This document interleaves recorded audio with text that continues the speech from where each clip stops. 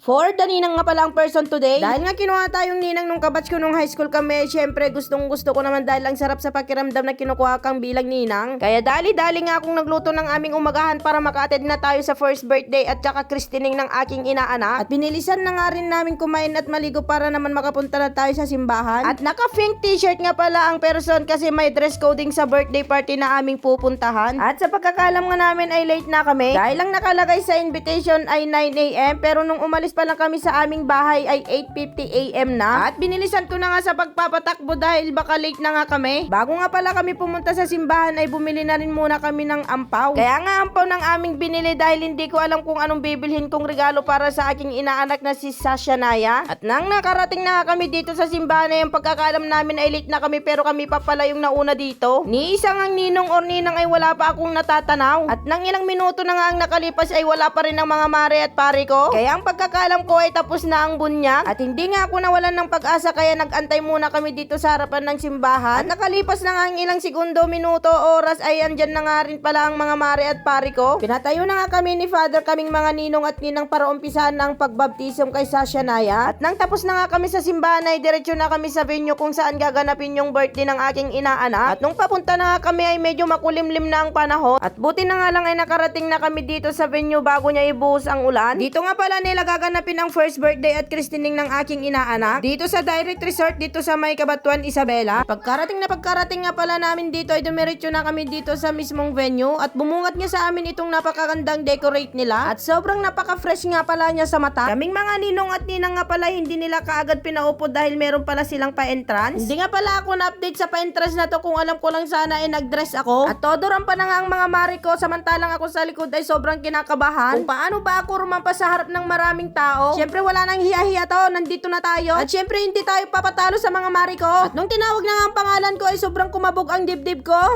You know, At nung tapos na nga ako lumande sa harap ng maraming tao ay mag-e-entrance naman na yung birthday celebrant kasama ng kanyang mga magulang. our birthday celebrant, Sasha Naya Junere. Palakpakan po natin.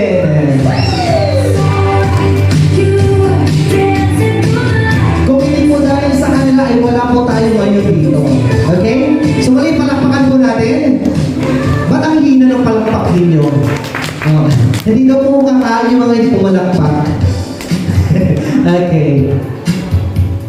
At ayan, pinablow na nga nila sa kanya yung mga cake niya. At nung tapos na nga nila pinablow yung cake niya, ay ito na ang pinakahihintay ng lahat. Bago nga pala kami pumila ay nag-picture taking muna kami para naman may remembrance kami sa aming inaanak. At nakipila na nga rin pala ang aming Sophia dahil siya nga raw ang pipili ng gusto niyang kakainin. At napakarami nga pala at napakasarap ang mga handa niya. At lalo na nga itong salad dahil ito pa ang bubungad sa'yo. Spaghetti nga at saka fried chicken ang gustong kakainin ng aming Sophia. At ayan, tapos na nga kaming pumila at ito yung mga napili rin namin kakainin. At sobrang sarap nga yung mga pagkain na niluto nila. Kaya sa mari ko nga na si Sherry Ann ay thank you sa pag-imbita sa birthday at christening ng iyong anak. At syempre sobrang nagpapasalamat din ako dahil isa ako sa napili mong ninang. At thank you din sa pagkain na hinanda mo dahil nasolve kami at sobrang nabusog kami. At ayan, kaya ikaw naman na nagtapos ng aking video ay salamat sa iyo. God bless you more. Bye bye!